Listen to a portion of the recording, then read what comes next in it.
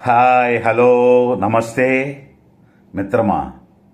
కడుపులో ఉన్న శిశువు ఆ భగవంతుణ్ణి ఏమడుగుతుందో వినండి. తల్లి గర్భంలో ఉన్న శిశువు ఈ భూమి మీదకు వచ్చే ముందు రోజున ఆ పరమశివుణ్ణి ఏమడుగుతుందంటే, శివయ్య, నన్ను రేపు భూమి మీదకి పంపిస్తున్నావు కదా, నేను చాలా చిన్నవాణ్ణి, నాకు ఎవరూ తెలియదు కదా, మరి నేను అక్కడ ఎలా బ్రతకాలని అడిగితే దానికి ఆ శివయ్య, బిడ్డ, నీకోసం నేను ముందుగానే ఒక దేవతను అక్కడికి పంపించాను.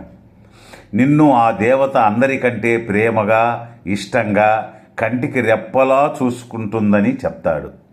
దానికి ఆ శిశువు, శివయ్య, ఇంకొక సందేహం, వాళ్ళ భాష నాకు తెలియదు కదా, నేను వాళ్లతో ఎలా మాట్లాడాలి అని అడుగుతుంది. దానికి శివయ్య ఒక చిరునవ్వు నవ్వి, నీకోసం అక్కడ ఒక దేవత ఉందని చెప్పాను కదా, ఆమె నీతో ఇంతవరకు నువ్వు విననటువంటి అందమైన మాటలను నీతో మాట్లాడుతుంది. అలాగే వాళ్ళు మాట్లాడే భాషను నీకు నేర్పి అందరితో ఎలా మాట్లాడాలో కూడా నేర్పిస్తుందని చెబుతాడు శివయ్య. మరలా ఇంకొక సందేహం, మరి నాకు ఆకలేస్తే ఎలా అని అడుగుతుంది. దానికి శివయ్య, చెప్పాను కదా, నీకోసం అక్కడ ఒక దేవత ఉందని, తను తినకపోయినా సరే ముందు నీకు తినిపించి కంటికి రెప్పలా నిన్ను కాపాడుతూనే ఉంటుందంటాడు. ఇప్పుడు అసలు సందేహం వస్తుంది. శివయ్య, అసలు అన్ని విధాలుగా నన్ను సంరక్షించే ఆ దేవత ఎవరని అడుగుతుందా శిశువు. ఆ దేవత పేరే అమ్మ అని చెబుతాడు శివయ్య. అమ్మ ఎవరో తెలిసిందా పిల్లలారా?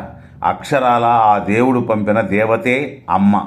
అమ్మ మనల్ని ఎలా చూసుకోవాలో తాను మరలా శివయ్య దగ్గరికి వెళ్ళేంత వరకు తన కర్తవ్యం తూచా తప్పకుండా నిర్వర్తిస్తుంది. అటువంటి దేవతను నిర్లక్ష్యం చేశారో మిమ్మల్ని ఆ శివయ్య మన్నించడు. మీరెదిగే కొద్దీ ఆ దేవత ఆయుష్ తగ్గుతూ ఎప్పుడెప్పుడు శివయ్య పిలుస్తాడా అని నిరీక్షిస్తుంది ఆ దేవత. కాబట్టి ఆ దేవత శివయ్య దగ్గరకు చేరే వరకు సంరక్షించాల్సిన పెద్ద బాధ్యత మీదే బిడ్డలారా. మరొకండి, ఈ వీడియోని లైక్ చేసి షేర్ చేయండి. మరికొంతమంది బిడ్డలు కూడా వింటారు. ధన్యవాదాలు. జై హింద్. మాతృదేవో భవ.